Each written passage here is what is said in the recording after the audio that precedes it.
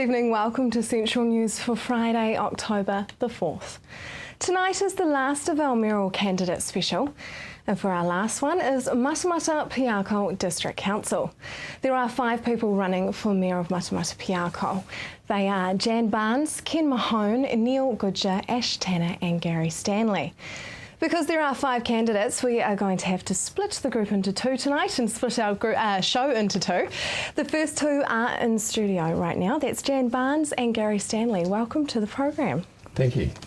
Now, the Matamata Piako district population is around 32,000 and is largely built around the dairy industry and thoroughbred training and breeding, which are horses, of course. To start off with you each, we have 45 seconds to tell us a little bit about yourself and why people should vote for you. We'll start with you, Jan. I have served on council for the last 9 years, and the last 3 years I have been the Deputy Mayor of Matamata Piako District. I've served my apprenticeship under our current Mayor, Hugh Vercoe, and I feel that the council needs young and vibrant leadership to take us forward for the next 10 years, and I believe I can give that. Gary? Well, I've been on council also for 9 years. My history is being deeply involved in the community. In Fire Brigade, I led the Fire Brigade for many years, and the New Zealand Fire Service, I was a commissioner. I was also I am a member of Matamata Lions for 26 years, and so I'm deeply involved in the community. I have the respect of my fellow councillors, and I have real proven leadership skills, and I'd really like to give the community back some of those skills. Well, thank you. Our next question is about rates and what you think is an acceptable amount of rate increase for Matamata Piako. We'll start with you this time, Gary. Well, it's generally considered an acceptable level as the rate of inflation. Unfortunately, council costs aren't tied to rate of inflation, but a zero rating increase would be the most desirable. It's just a matter of trying to balance things to keep the services that people want and keep the rates to a minimum. What's an acceptable amount to you, Jan? I feel that rates will only go up according to inflation unless the community tell us otherwise. It's all about wants and needs, so it's a balancing act. Right, it's time for us to take a break, but up next we talk amalgamation.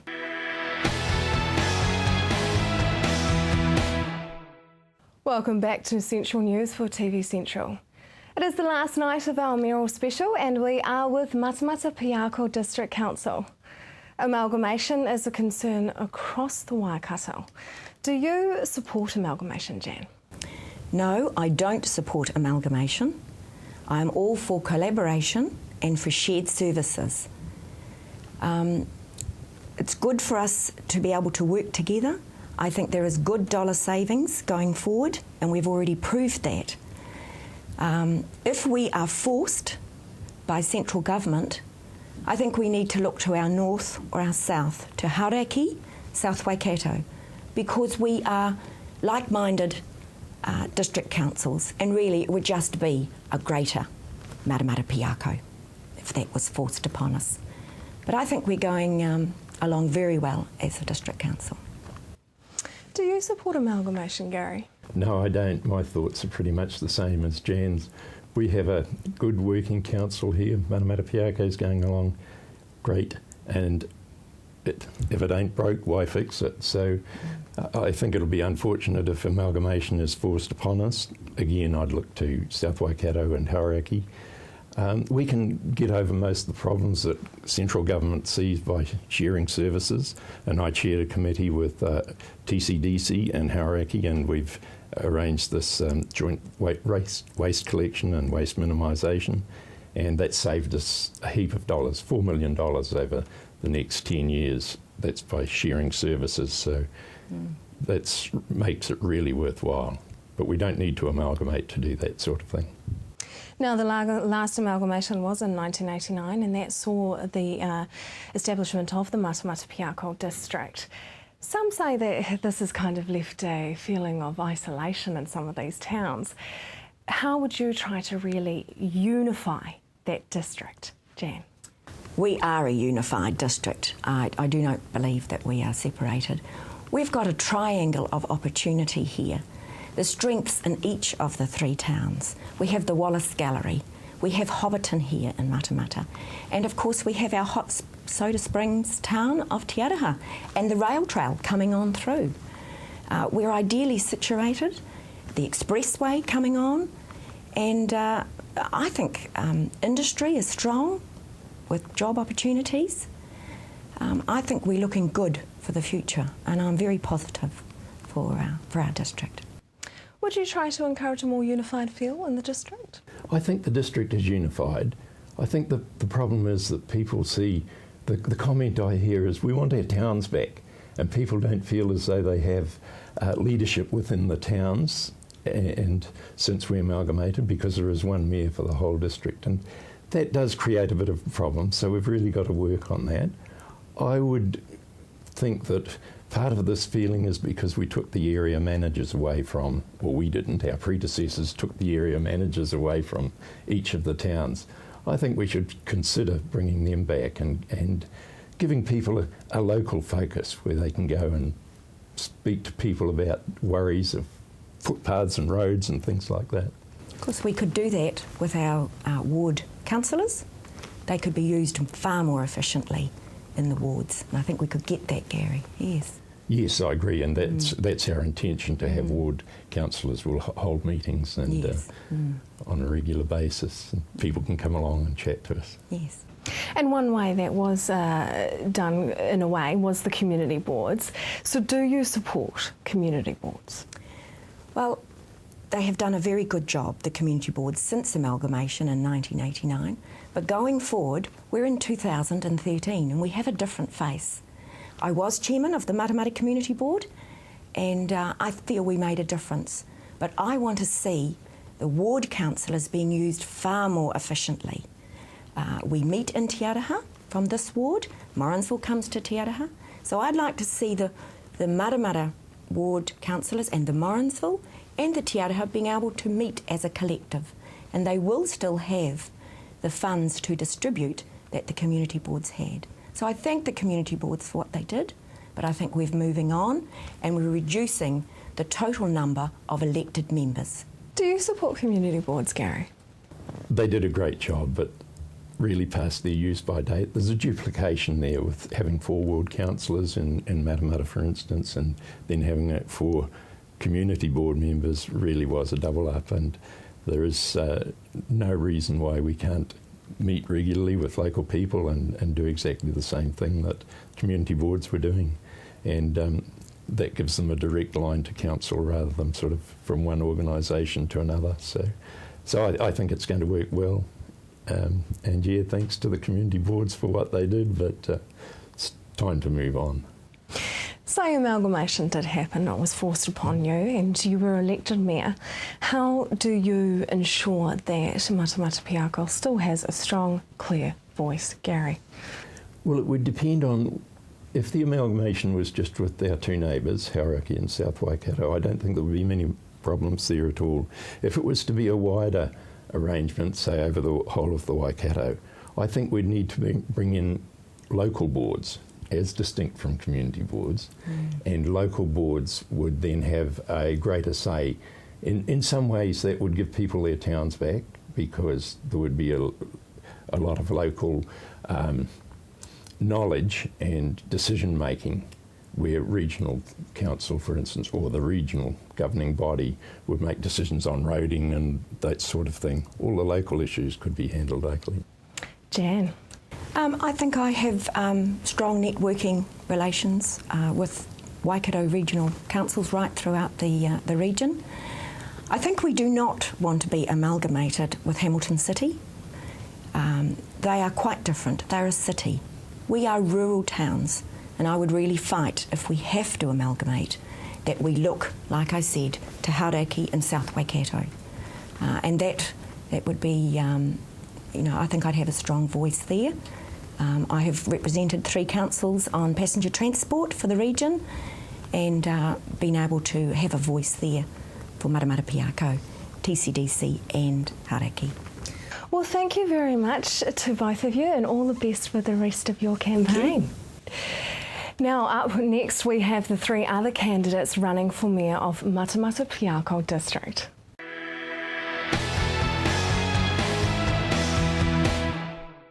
Welcome back to our last night of mayoralty candidates.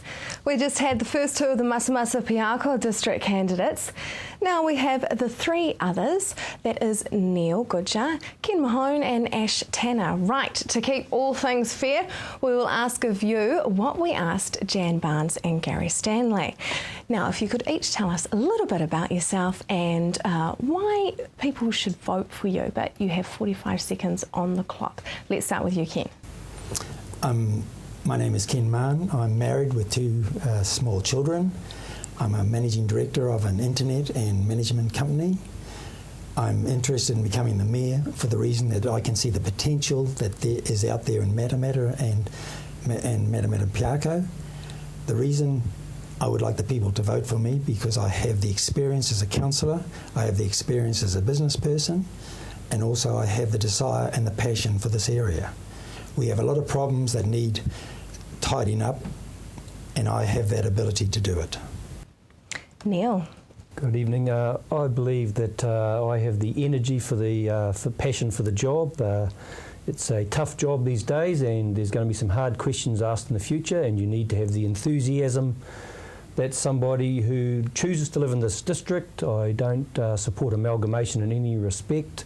I have the expertise for the job as I've been qualified through university in the agricultural, horticultural field, plus I believe in real estate as my future at the moment, I look for people for growth in the district, and finally I have the experience that I've been on community board for 3 years and council for 3 years, long enough to know how the system works, but not to be beaten up and bruised by it to become a servant. Ash. Yeah, hi, I'm Ash Tanner, 48 years old, married with 2 boys and a new baby granddaughter. I've been on council for the last 3 years, enjoyed it immensely. I'm a business owner-operator owning a panel shop in Te Araha.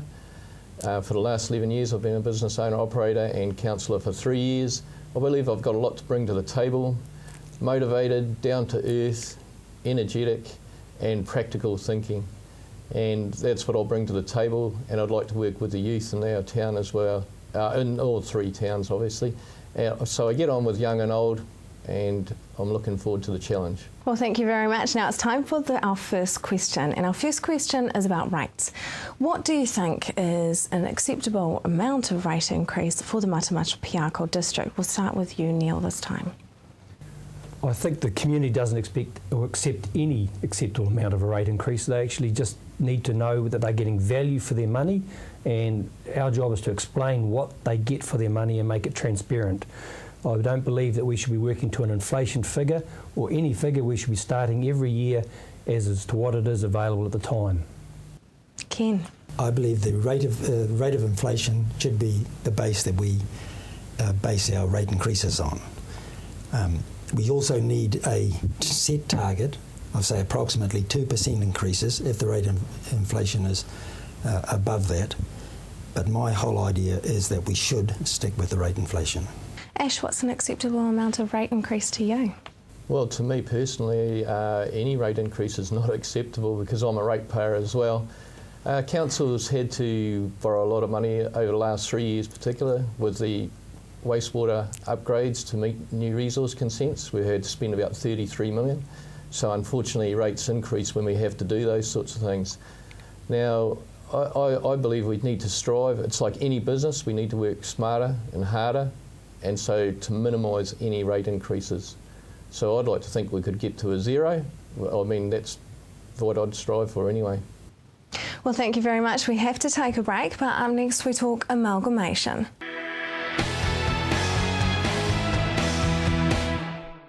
If you have just joined us, welcome back to Central News.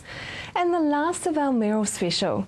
We are with the Matamata Piako district tonight. It is time for the topic of concern all over the Waikato, amalgamation. Right, we will start with you this time, Ash. Do you support amalgamation? Definitely not. I have seen nothing to convince me that amalgamation is going to be beneficial for our ratepayers. I've got a lot of friends in Auckland, and they ask them if they think it's working, and they'll beg to differ. Until I'm convinced, that it is going to be a huge benefit to our ratepayers, I don't support it, and I don't believe we're going to see that. I think we'll lose all our identity if we do that, and I think there's other ways we can work more efficiently through shared services, but definitely not amalgamation. Neil, do you support amalgamation? No, I don't support amalgamation. I don't believe anybody in the community actually supports amalgamation, or very few. Only a couple probably with ulterior motives. We are a rural community, and we're a proud rural community, and I think that I don't see any joy or future for us being associated with Hamilton in any way whatsoever, or even Tauranga, or even Cambridge as the largest community. Ken, do you support amalgamation? No, I don't support amalgamation at all. I think it will destroy this whole area, because Matamata probably will end up going with Tauranga, and Morrinsville with Hamilton, and Tiara with Thames. And so that is one of the biggest disadvantages going to happen. We are a close community at the moment, and we should stay one. Now, one amalgamation that did happen in 1989 was Matamata Piako, and some are saying that there is a little bit of a feeling of isolation between the three towns. If you were elected mayor, how would you try to unify the district and really create a unified Matamata Piako feel? We'll start with you, Ken. The way I would actually do it would be to create a brand. We would get a name for the whole area, let's say Happy Area, and then we would use the three towns as part of that branding. Let's say call them Three Sisters or Three Brothers of the Happy Family.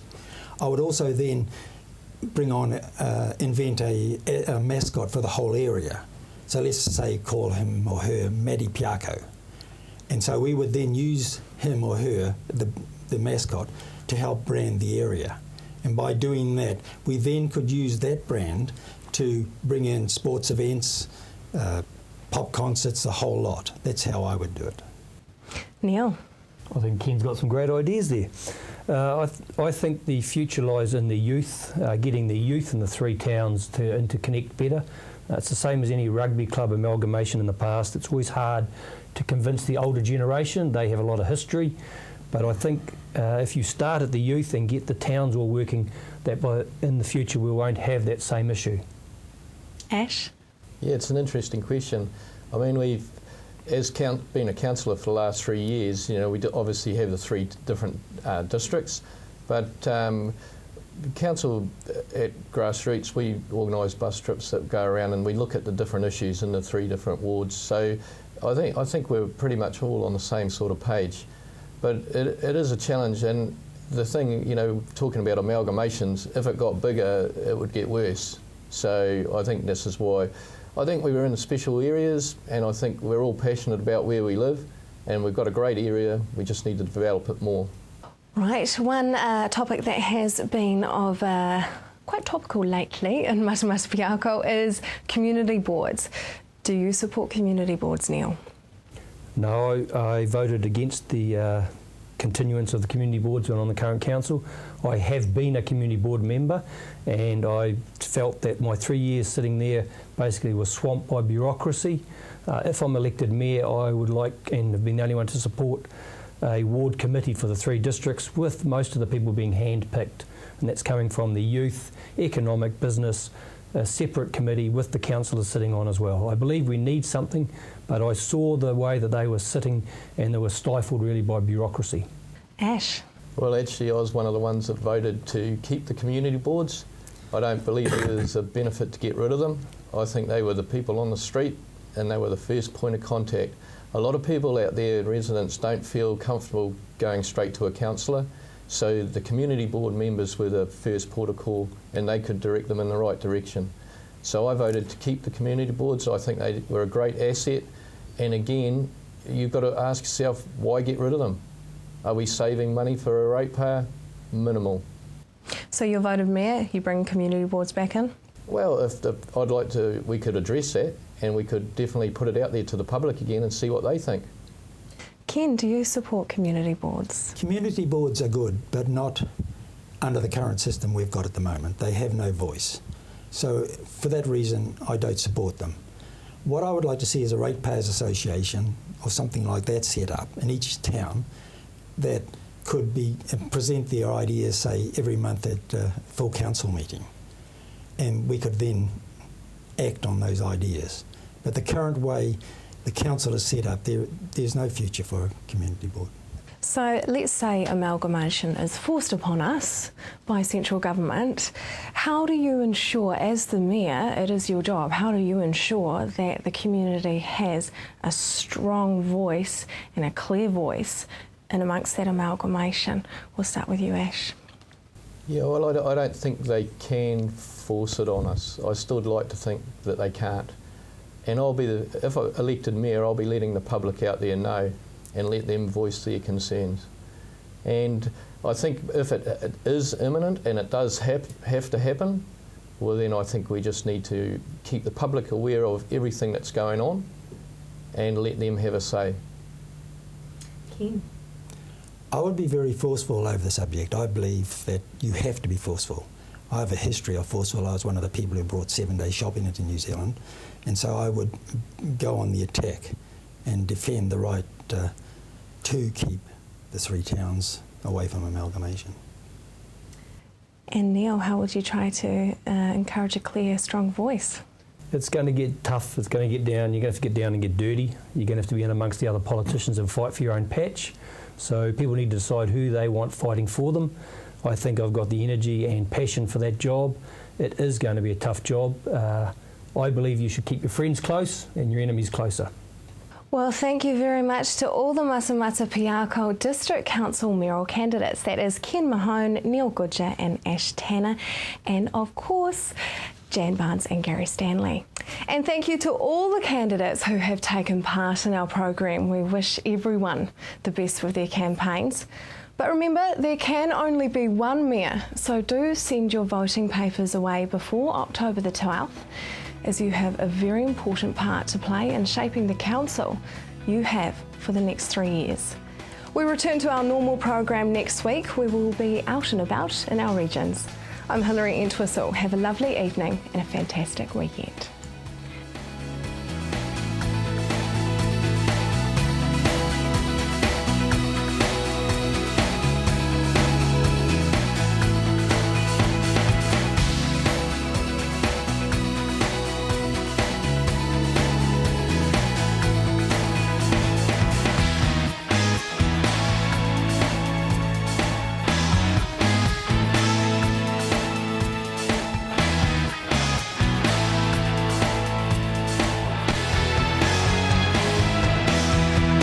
This has been an Alpha Media production, a division of Television Media Group. Supporting local content so you can see more of New Zealand on air.